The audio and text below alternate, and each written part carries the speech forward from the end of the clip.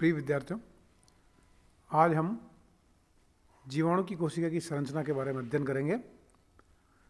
जीवाणु कोशिका, जैसा कि आप जानते हैं, ये एक माइक्रो ऑर्गेनिज्म है जिसके अंदर प्रोकैरियोटिक सेल स्ट्रक्चर की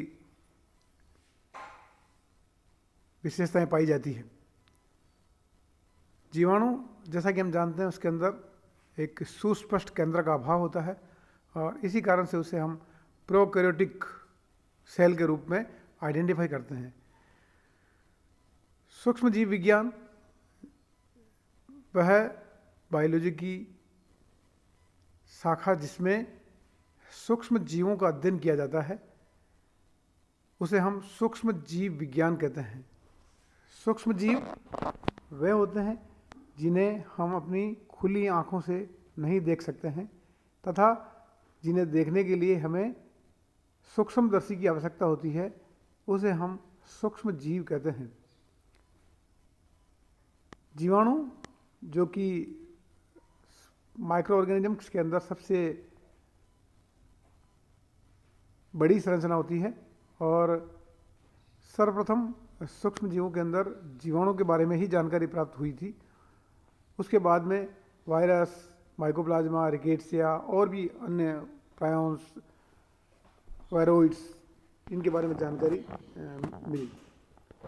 तो यहाँ पर जीवाणु कोशिका की संरचना कैसी होती है, उसके अंदर किस किस प्रकार की संरचनाएं पाई जाती है, इसका अध्ययन हम आने वाली स्लाइड्स के अंदर करेंगे।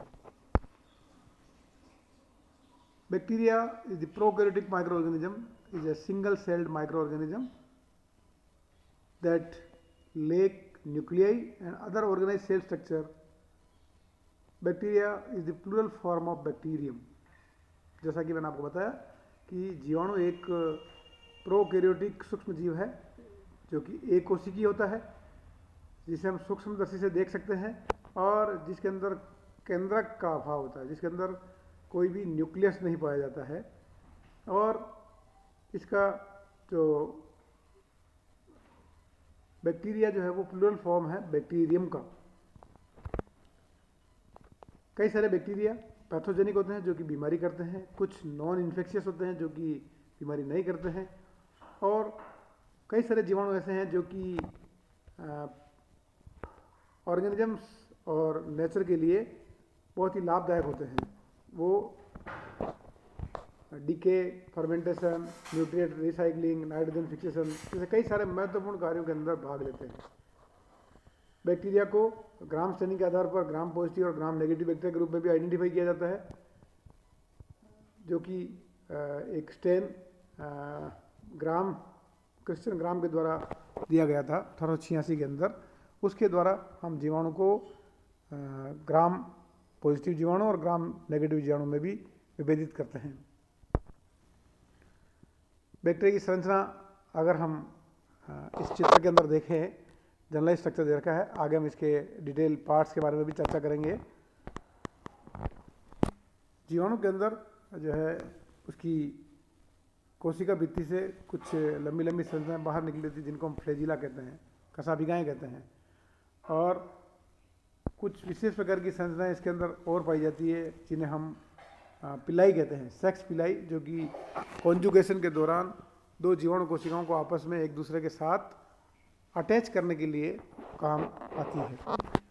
इसकी कोशिका भित्ति होती है, जो कोशिका भित्ति दिखाई गई है, फिर उसके अंदर कोशिका झिल्ली दिखाई देती है, अंदर की तरफ साइटोप्लाज्म होता है, और कोशिका झिल्ली से एक एक्सटेंशन अंदर की ओर होता है जिसे हम मिजोसोम कहते हैं, जो कि रेस्पिरेटरी फंक्शन करता है, और अंदर की ओर एक डीएनए पाया जाता है जो कि साइटोप्लाज्म के अंदर डिस्पर्स्ड फॉर्म में होता है।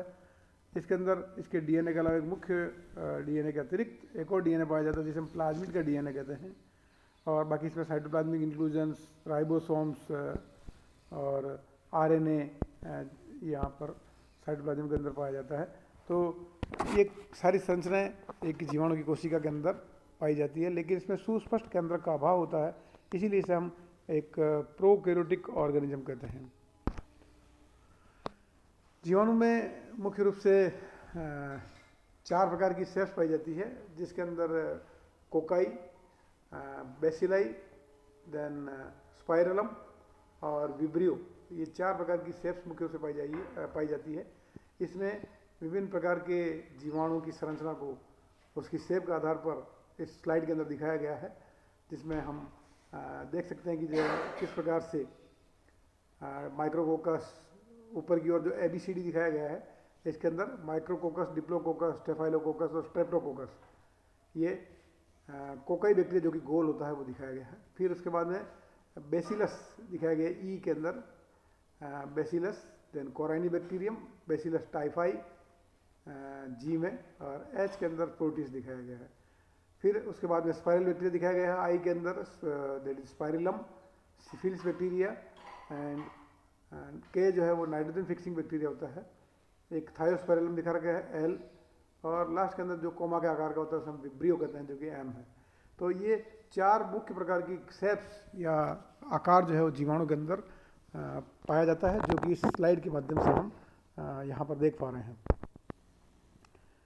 बैक्टीरिया की size, cocci are the true spheres with diameter ranging between 0.75 to 1.25 micrometer and average of 1 micrometer. Bacilli varies length from 2 to 10 times their width, उनकी लंबाई जो है वो विड्थ से या उसकी चौड़ाई से थोड़ी 2 से 10 गुना ज़्यादा होती है। Coccobacilli are very short bacilli, filaments are long threads of bacilli which have not separated into single cells. ये उसकी डिटेल्ड स्ट्रक्चर बैक्टीरिया की दिखाई गई है यहाँ पर, और इसके कोशिका के अंदर किस प्रकार की संरचनाएं इसके अंदर पाई जाती है, जिसकी कुछ बात हमने पहले इसके एक प्रीवियस स्लाइड के अंदर की थी। उसी की डिटेल स्वरूप यहाँ पर दिखाया गया है बैक्टीरिया की संरचना के बारे में, जिसकी आगे हम चर्चा करेंगे। The flagella are made up of class of linear proteins called as flagellin. The basal body traverse the cell wall and cytoplasmic membrane to anchor the flagellum and enable it to whirl about its axis like a propeller. Flagellated bacteria are described as the monotrichous, lophotrichous, peritrichous. जीवाणु की कोशिका के अंदर उसके cell wall से कुछ लंबी लंबी संरचनाएं बाहर निकली रहती है, जिसे हम कशाभिकाएं कहते हैं। कशाभिकाएं जो कि अगर एक ही एंड के ऊपर लगी हुई है, एक लगी हुई है तो उसको मोनोट्राइकस कहते हैं। अगर वो दोनों साइड पे लगी हुई है तो उसको लोफोट्राइकस कहते हैं, और बॉडी के ऊपर पूरी पे लगी हुई है तो उसको हम पेरिट्राइकस कहते हैं। फ्लैजिला बैक्टीरिया को उसकी मूवमेंट की एबिलिटी को, उसकी एक्टिविटी को निर्धारण करने के लिए काम आती है, उसको सपोर्ट करती है कि किस प्रकार से वो फ्लैजिला बैक्टीरिया को मूवमेंट प्रदान करता है। कैप्सूल, जीवाणु के कई सारी वैरायटीज के अंदर कोशिका भित्ति के बाहर की ओर एक और लेयर पाई जाती है, जिसे हम कैप्सूल कहते हैं, संपुटिका कहते हैं। कैप्सुलेटेड बैक्टीरिया जनरली जो है वो पैथोजेनिक बैक्टीरिया होते हैं, और ये बैक्टीरिया एक विशेष प्रकार की खोल अपने सेल वाल के बाहर की ओर रखते हैं, जिसे हम संपुटिका के नाम से जानते हैं। The capsule is most bacteria consist of polysaccharide. Capsule जो है वो सामान्यतः पॉलीसेकेराइड का बना होता है, और इसमें पॉलीसेकेराइड के फाइन केमिकल स्ट्रक्चर जो है वो इसमें पाया जाता है। कैप्सूल किस काम का होता है, जैसा कि मैंने आपको बताया कि जो है ये सरफेस पे अटैचमेंट के लिए काम आता है, protection against phagocytic engulfment, occasionally killing और डाइजेशन। कहीं जीवाणु को जो है कहीं कोई खाना जाए या उसको डाइजेस्ट नहीं कर जाए, उसके लिए ये एक प्रोटेक्शन होता है।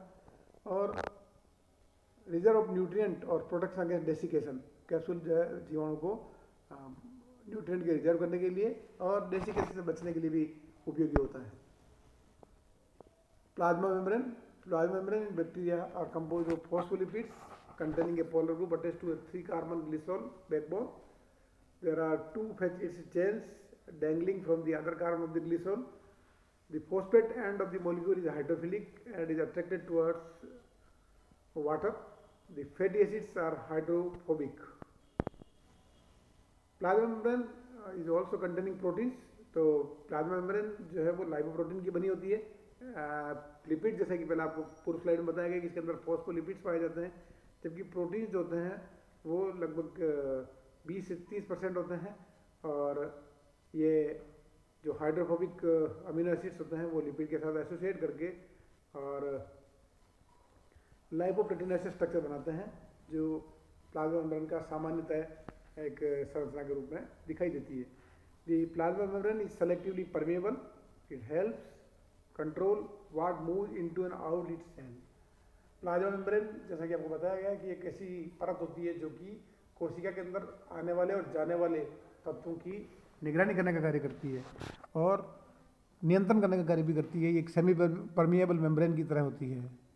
तो प्लाज्मा मेम्ब्रेन जो है वो एक महत्वपूर्ण संरचना के रूप में जीवाणु कोशिका के अंदर पाई जाती है, जो कि सेल वॉल के अंदर की ओर होती है।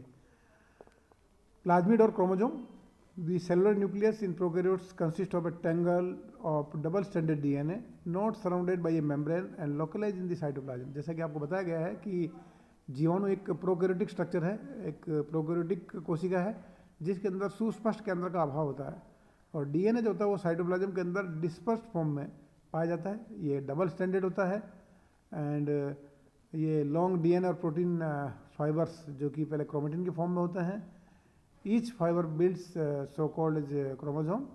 The plasmids of human pathogen bacteria often bears important genes determining the phenotype their cells, resistance gene, virulence genes, कई प्रकार के इसमें जीन्स जो है वो क्रोमोसोम के ऊपर पाए जाते हैं। इसके मुख्य डीएनए के अतिरिक्त इसमें एक और डीएनए पाया जाता है जिसे हम प्लाज्मिड का डीएनए कहते हैं। उसको हम एफ फैक्टर के नाम से भी जानते हैं। कई सारी जीवाणु की कोशिका के अंदर उसके मुख्य डीएनए के अतिरिक्त एक और एक्स्ट्रा क्रोमोसोमल डीएनए पाया जाता है जिसे हम प्लाज्मिड कहते हैं। और प्लाज्मिड जो है वो कोवेलेंटली क्लोज्ड सर्कुलर डीएनए होता है और वो सेल्फ रेप्लिकेटिंग होता है, अपना मल्टीप्लिकेशन वो खुद कर सकता है। Protein function, the single most important purpose of genetic material of any cell is that they hold all information necessary for a cell to carry out many functions. The sequence of message in DNA contains this information और genetic code जो कि सारी सूचना जो है वो अपने पास रखता है। Generally this is translated into messenger RNA and then into protein. हम ये जानते हैं कि जो है किसी भी ऑर्गेनिज्म के अंदर उसके सारे लक्षणों का जो नियंत्रण है वो डीएनए के द्वारा किया जाता है और डीएनए जो है वो मैसेंजर आरएनए के रूप में अपना संदेश भेजता है जो आगे चल करके प्रोटीन के रूप में ट्रांसक्राइब होता है और ये प्रोटीन जो आगे चल करके एंजाइम बनाता है और एंजाइम के निर्माण से किसी भी मेटाबॉलिक रिएक्शन को संपन्न करने का कार्य किया जाता है। साइटोप्लाज्म एंड राइबोसोम्स, जीवाणु की कोशिका के अंदर की ओर जो लिक्विड भरा रहता है उसे हम साइटोप्लाज्म कहते हैं। इसमें लो और हाई मोलिकुलर वेट के सब्सटेंसेज पाए जाते हैं। इसमें लगभग 20,000 आरएनए पाए जाते हैं। राइबोसोम्स आरएनए, विभिन्न प्रकार के आरएनए और 20,000 लगभग इसमें राइबोसोम्स पाए जाते हैं। इसमें राइबोसोम जो है वो 70S प्रकार के होते हैं जो कि 30S और 50S सब यूनिट के मिलकर के बने होते हैं। और आरएनए और राइबोसोम जो है मूल रूप से प्रोटीन के सिंथेसिस को, प्रोटीन के संश्लेषण को नियंत्रण करने का कार्य करते हैं और उसको संपन्न करने का कार्य करते हैं। क्योंकि राइबोसोम जो प्रोटीन सिंथेसिस की साइट होती है और आरएनए विभिन्न प्रकार के जो प्रोटीन संश्लेषण को अपने अपने रोल में निर्माण को सपोर्ट करने का कार्य करते हैं। सेल वॉल महत्वपूर्ण स्ट्रक्चर होता है बैक्टीरिया की सेल में। ये पेप्टिडोग्लाइकान या म्यूरिन कहते हैं जिसको, उसका बना होता है। इसको हम म्यूकोपेप्टाइड भी कहते हैं और ये नाग और नामा से मिलकर के बनता है। नाग मतलब एन एसिटाइल ग्लूकोसेमीन एवं एन एसिटाइल म्यूरेमिक एसिड, ये दो कंपोनेंट होते हैं जो दोनों आपस में मिलकर के म्यूरिन या पेप्टाइडोग्लाइकान बनाते हैं। Most important structural element of the cell wall is murein, this net like polymer material surrounding the entire cell. It is made up of polysaccharide chain cross linked by peptides. नीचे इसकी संरचना को दिखा रखा है किस प्रकार से जो है बैक्टीरिया की सेल वॉल बनी होती है। soluble murein fragments of gram negative and gram positive bacteria can stimulate excessive cytokine secretion in macrophages by binding to toll-like receptors and CD14. Cytokines cause the clinical symptoms to sepsis or septic shock syndrome. तो यहाँ पर murine का structure नीचे आपको दिखाया गया है, जिसकी सेल वॉल की स्ट्रक्चर बैक्टीरिया की होती है। दी ग्राम पॉजिटिव बैक्टीरिया की सेल वॉल में और ग्राम नेगेटिव बैक्टीरिया की सेल वॉल में क्या अंतर होता है? The murine cellulose may contains as many as 40 layers. The membrane lipoticoic acid are anchored in the cytoplasmic membrane, whereas cell wall ticoic acids are covalently coupled in the murine. The physiological role of ticoic acid is possibly they regulate the activity of autolysis and the steer growth and transfer fission processes in the cell. Ticoic acids can activate the alternative complement pathway, stimulate macrophages to secrete cytokines. Cell wall associated tensins frequently functions as the pathogenicity determinants, specific adherence and phagocytic protection. Gram positive bacteria की जो cell wall होती है वो लगभग 15 से 80 nanometre thick होती है। इसमें लगभग म्यूरिन की जो 40 लेयर्स पाई जाती है और इसमें मुख्य रूप से म्यूरिन के अलावा इसमें लाइपोटिकोइक एसिड जो है वो भी इसके अंदर पाया जाता है, जो कि इसके स्ट्रक्चर को नियंत्रण करने का कार्य करता है। अगर हम ग्राम नेगेटिव बैक्टीरिया की सेल वॉल देखें तो इसके अंदर जो म्यूरिन जो होती है वो 2 नैनोमीटर थिक होता है और आउटर मेम्ब्रेन जो है इसकी वो बनाने का काम करती है। They contain numerous proteins 50% by mass as well as medically critical lipopolysaccharides. Gram negative bacteria की कोशिका के अंदर लिपिड्स की मात्रा ज़्यादा होती है और outer membrane protein and the murein lipoprotein form a bond between outer membrane and murein. The outer membrane associated proteins constitute specific structure and enable bacteria to attach host cell receptors. The cell wall maintains the overall shape of the bacterial cell. The cell wall is an essential structure that protects the cell protoplast from mechanical injury or damage or from osmotic rupture or lysis.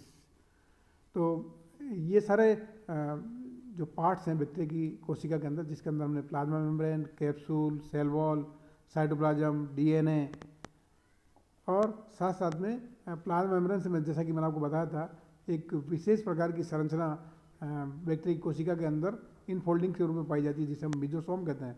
और mesosome जो होता है वो respiratory function, जैसे eukaryotic organism के अंदर वो एक रेस्पिरेशन का कार्य करता है, जिसके अंदर एटीपी निर्माण का कार्य होता है, माइटोकॉन्ड्रिया करता है।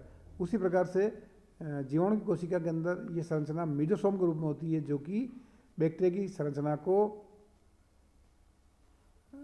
रेस्पिरेटरी फंक्शन के लिए प्रेरित करती है और एटीपी निर्माण या आदि जो कार्य हैं, रेस्पिरेशन से संबंधित जो भी कार्य हैं, वो मीजोसोम के अंदर संपन्न होते हैं।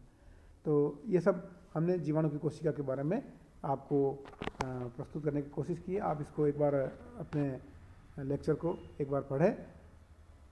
धन्यवाद।